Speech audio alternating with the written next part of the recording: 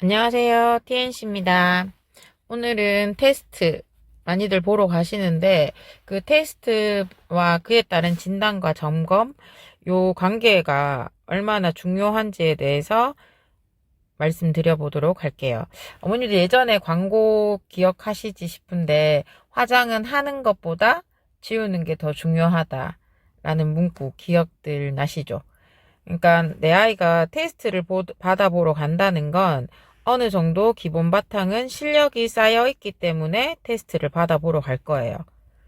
그렇겠죠? 그러면 이 테스트를 받아보고 난 뒤에 점수가 잘 나와서 100점이 나왔다고 하면 뭐 만족된 결과니까 괜찮겠지만 뭐 90점이 나왔다 하더라도 90점이 나왔을 경우에는 이 아이가 산수가 실수가 됐는 건지 보통 근데 90점 정도까지는 괜찮다고 볼 수 있거든요. 근데 이 진단이나 점검이 굉장히 중요한 이유가 자칫 잘못하게 되면 이게 테스트 본다는 게 테스트에만 포커스를 맞추어서 진행을 하다 보면 되돌이표가 될 수 있죠.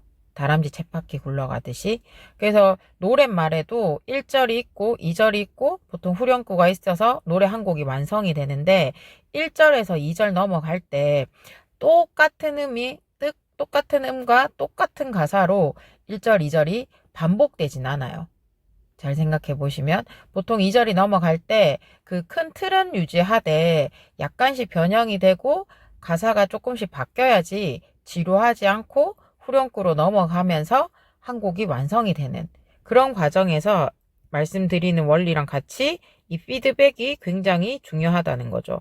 이 사실들은 어리면 어릴수록 더 중요해요.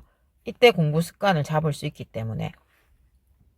왜냐면 내가 공부를 시키고 있었으니까 당연히 뭐 학원을 보내든 학교에서 시험을 치든 그 결과물이 나왔을 적에 그래서 보통 학교에서도 시험 틀리면 오답해오라고 하고 학원에서도 오답의 중요성에 대해서 이야기를 하는데 엄마가 그걸 크게 생각을 하고 있지 않고 아이도 역시 그걸 크게 생각하고 있지 않다면 그냥 진짜 되돌이표밖에 안 돼요. 똑같은 되돌이표만 계속 돌아가기 때문에 결국은 완성도에서 미스가 날 수 있다는 거죠. 그래서 그걸 소위 어머님들이 말씀하시는 구멍이라고 하죠.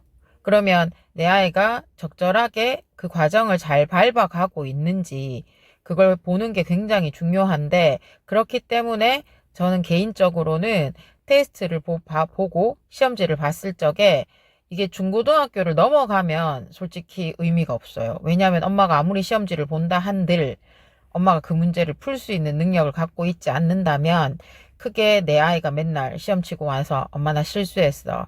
그럼 그때는 니 맨날 실수했다 그러노 이게 다잖아요. 근데 진짜 실수일 수 있거든요. 근데 실수도 실력이기 때문에 그 아이가 시험 칠 때 어떠한 영향이 미쳐서 실수를 자꾸 반복하는지를 체크를 하는 게 필요하다는 거죠. 자꾸 꾸역꾸역 집어넣는 게 중요한 게 아니고. 그렇기 때문에 아직 초등 과정이라고 하면 엄마가 문제를 습득할 수 있고 엄마가 볼 수 있는 시야가 확보되어 있기 때문에 시험지를 통해서 엄마랑 같이 상담이 진행되어야지만 내 아이가 공부 습관이라든지 진짜 잘못된 점을 조금 찾아낼 수 있거든요.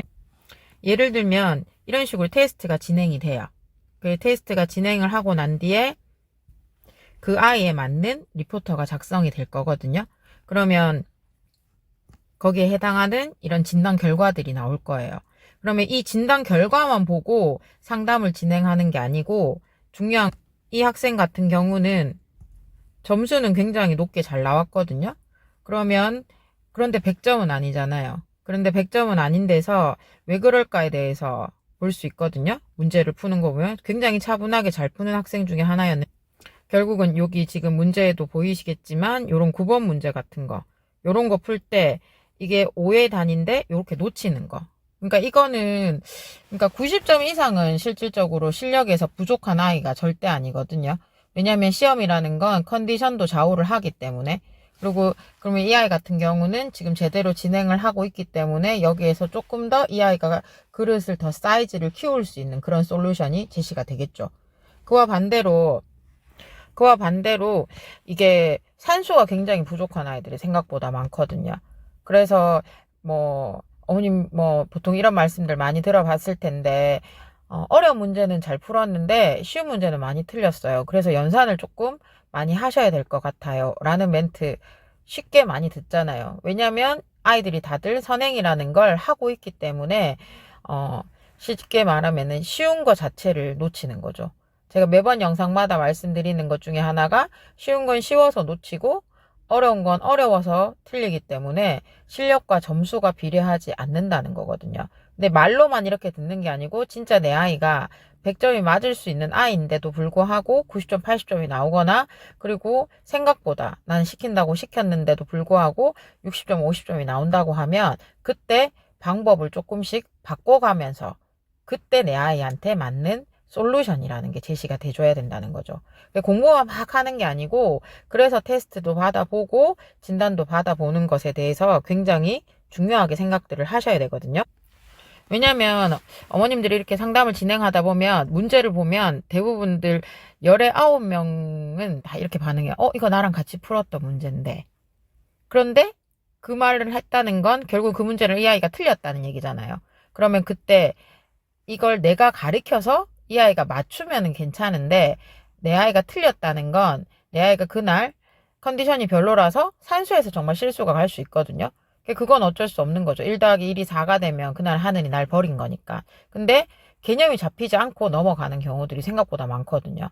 그게 엄마 공부가 되는 거죠. 그러니까 엄마만 공부를 한 거죠. 내가 내 아이한테 가르쳐 주면서.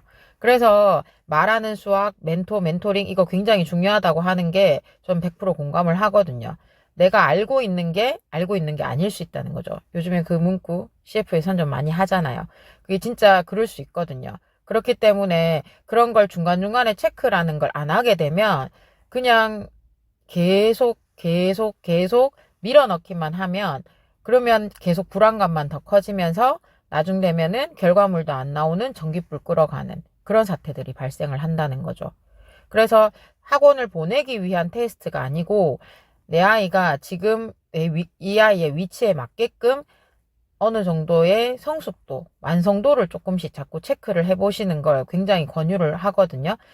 이거는 솔직히 중고등학교 때는 그런 경우가 된다 하더라도 할 수 없어요. 시간이 없기 때문에. 근데 선행이라는 건, 항상 말씀드리지만 선행은 시간을 이기는 건데, 시간을 확보하고자 하는 게 선행인데, 그 시간 확보가 제대로 가고 있어야지만, 그래도 내가 다시 반복이라는 걸 할 때 조금씩 발전을 하면서 반복을 할 수 있다는 거죠. 그러니까 뭐 이런 거예요. 초등과정에 자녀를 둔 어머님들은 항상 불안해요. 6개월 선행해야 되나, 1년 선행해야 되나, 2년 선행해야 되나, 이걸로 항상 노심초사 하거든요. 그러니까 어떻게라는 말을 많이 하시거든요. 근데 이 어감이 중학교를 가게 되면 어떡하노가 되거든요. 이제 결과물이 나왔잖아요. 그러면 지금 내가 했는 게 왠지 도로아미 타볼이 되는 것 같고, 이게 잘못되는 길을 갔는데, 이때까지 했는 거 시간은 아깝고, 이제 어떻게가 약간 어감이 달라지면서, 어떡하노? 이게 되거든요. 근데 이게 고등학교를 넘어가잖아요. 그럼 뭐 어쩌겠노죠. 이제 뭐 엄마도 이왕지사 이제 시간은 다 돼 가고 가는 거고, 뭐 할 수 있는 게 없으니까 그냥 하는 대로 하자. 이게 돼버리거든요. 그러니까 똑같은 어떻게가 초등, 중등, 고등에서 단계별로의 어감이 다르게 나타난다는 거죠.